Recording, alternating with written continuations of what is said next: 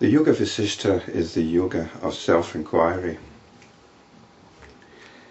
This is in contrast to more traditional ideas of yoga, which assume the reality of the body and the reality of the senses, and that these senses and the body must be mastered, and in doing so, higher states of consciousness can be achieved.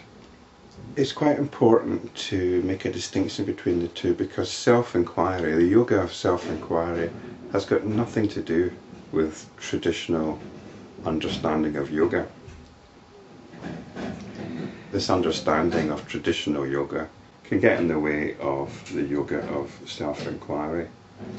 And not only that, but there are other spiritual practices which can get in the way of self-enquiry too.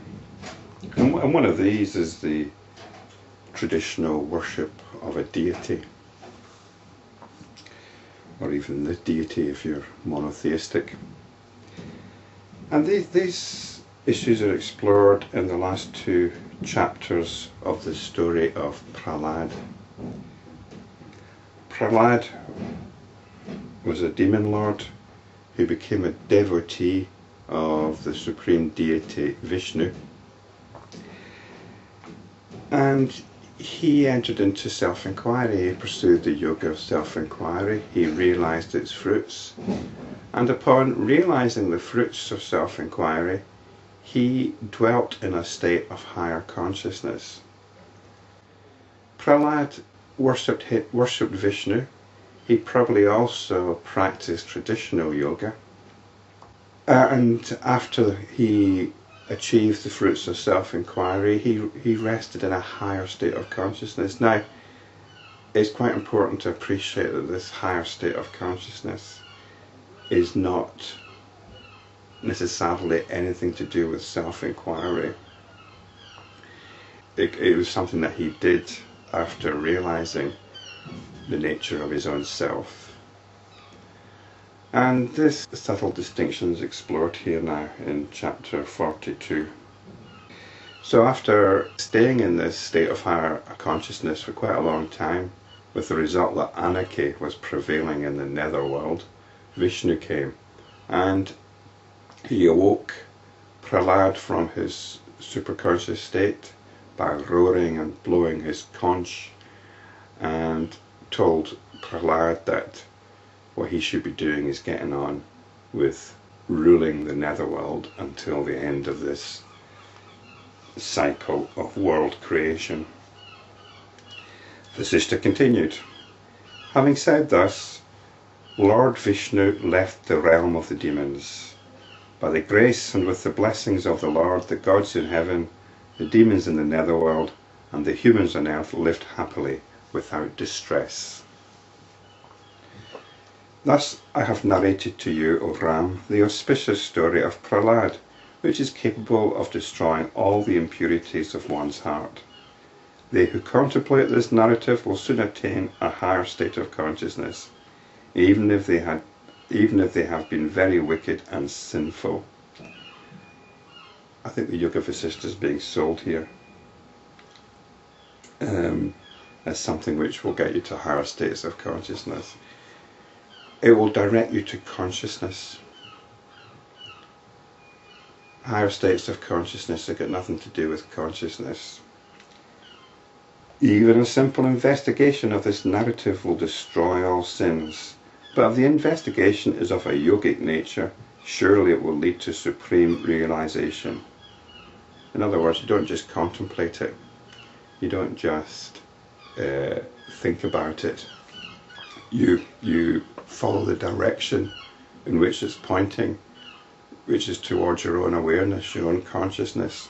That is the yogic nature, that is the yogic investigation. Sin is only ignorance, and it is destroyed by inquiry. Hence, one should never abandon inquiry. Important point. At times we can do some inquiry, we might touch our own nature, our own essence. We can read books, scriptures which will point us to that direction. We can follow them, be in tune with that. But then what happens later in the day when we're talking to our partner or watching a movie or something? What's going on there? Have we forgotten to do self-enquiry? You can do self-enquiry in all circumstances. Rama asked, "How was it, O Lord, that Prahlada, who was in the highest state of non-dual consciousness, was awakened by the conch sound?" I mean, why on earth, if Prahlada was in a state of realization, should he not have heard the conch sound?